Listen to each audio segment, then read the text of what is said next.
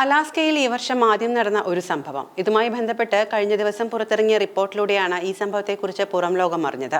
പറന്നുകൊണ്ടിരിക്കുന്ന വിമാനത്തിന് എന്തോ ഒരു തകരാർ പോലെ. തുടർന്ന് ഉപദേശത്തിനായാണ് യുദ്ധവിമാനമായ F-35 പൈലറ്റ് എഞ്ചിനീയറുമായി ബന്ധപ്പെടുന്നത്. എന്നാൽ എത്രയും വേഗം പോംവഴി കണ്ടെത്തി അവർ തന്നെയും വിമാനത്തെയും രക്ഷിക്കുമെന്ന് കരുതിയ പൈലറ്റിന് തെറ്റി. ഏകദേശം 1 മണിക്കൂറോളം നീണ്ട വാദപ്രതിവാദങ്ങൾക്കും ചർച്ചകൾക്കും ഒടുവിൽ പൈലറ്റ് യുദ്ധവിമാനത്തിൽ നിന്നും സ്വയം ഇജക്ട് ചെയ്തു. പിന്നാലെ വിമാനം പൊട്ടിത്തെറിച്ച് അഗ്നിഗോളമായി താഴെ വീഴുകയുമായിരുന്നു. തമാശയായി തോന്നുമെങ്കിലും പൈലറ്റിനെ സംബന്ധിച്ച് ജീവിതത്തിനും മരണത്തിനും ഇടയിലെ 50 മിനിറ്റുകളായിരുന്നു അത്. US-ലെ ഫയർബാങ്ക്സിലെ എയിൽസൺ എയർഫോഴ്സ് ബേസിൽ ജനുവരി 28-ന് ആണ് അപകടമുണ്ടായത്.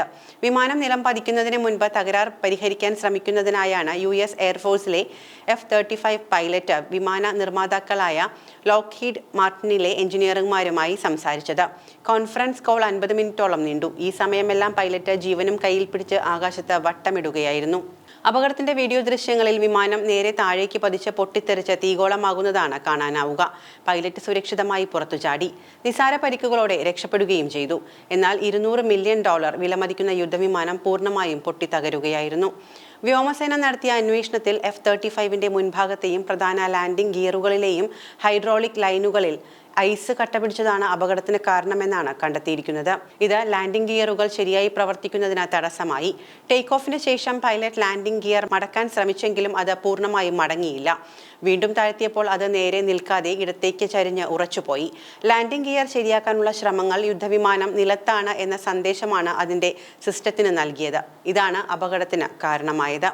തകരാറിലായ മുൻഭാഗത്തെ ഗിയർ നേരെയാക്കാനായി വിമാനം അല്പനേരം നിലം തൊടുന്ന ടച്ച് ആൻഡ് ഗോ ലാൻഡിങ്ങുകൾക്ക് പൈലറ്റ് 2 തവണ ശ്രമിച്ചുവെന്ന് റിപ്പോർട്ടിൽ പറയുന്നു.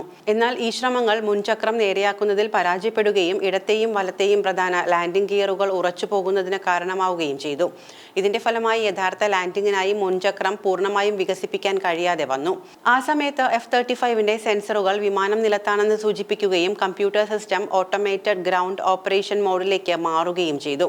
പ്രശ്നം പരിഹരിക്കാനായി സിസ്റ്റം ക്ലച്ചിസ്റ്റുകൾ പരിശോധിച്ച ശേഷം വിമാനം എയർബേസിനടുത്ത് പറക്കുന്നതിനിടയിലാണ് പൈലറ്റ് വിമാന നിർമ്മാതാക്കളായ ലോക്ഹീഡ് മാർട്ടിനിലെ എഞ്ചിനീയർമാരുമായി കോൺഫറൻസ് കോളിൽ ബന്ധപ്പെട്ടത്.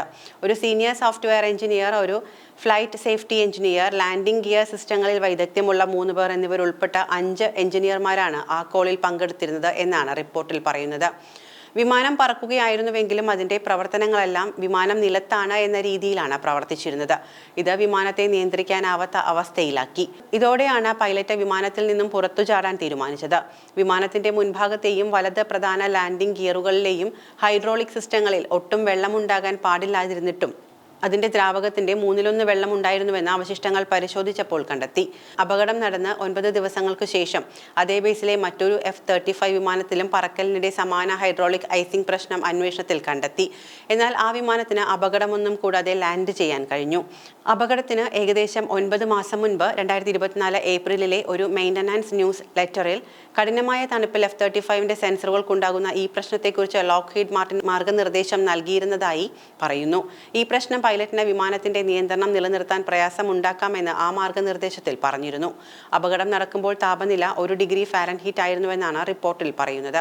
വിമാനത്തിൽ വെച്ച് നടന്ന കോൺഫറൻസ് കോളിൽ പങ്കെടുത്തവരുടേത് ഉൾപ്പെടെയുള്ള ജീവനക്കാരുടെ തീരുമാനങ്ങൾ ഹൈഡ്രോളിക് ദ്രാവകത്തിന്റെ സംഭരണവും വിതരണവും മേൽനോട്ടവും വഹിക്കുന്ന അപകടകരമായ വസ്തുതകൾ കൈകാര്യം ചെയ്യുന്നതിനുള്ള പ്രോഗ്രാമിലെ മേൽനോട്ടക്കുറവ്, വിമാനത്തിന്റെ ഹൈഡ്രോളിക് സർവീസ് നടപടിക്രമങ്ങൾ ശരിയായി പാലിക്കാത്തത് എന്നിവയെല്ലാം അപകടത്തിന് കാരണമായി എന്നാണ് എയർഫോഴ്സ് ആക്സിഡന്റ് ഇൻവെസ്റ്റിഗേഷൻ ബോർഡിന്റെ നിഗമനം.